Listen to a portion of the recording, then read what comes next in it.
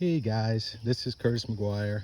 I'm on the, you can see the bridge we put in, and I'm trying to look at the food plot, and I see a lot of ferns.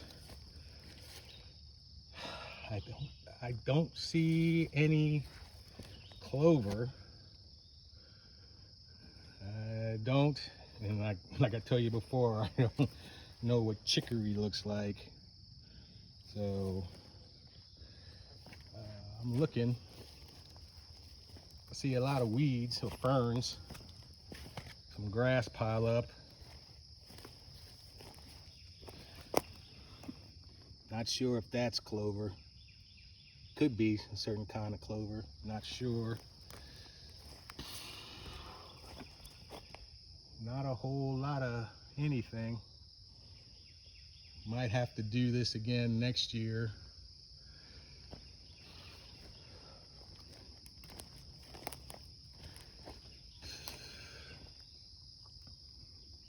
Don't know.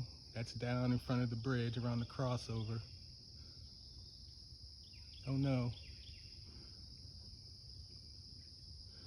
So anyway, all right. There's the update. That's all I got.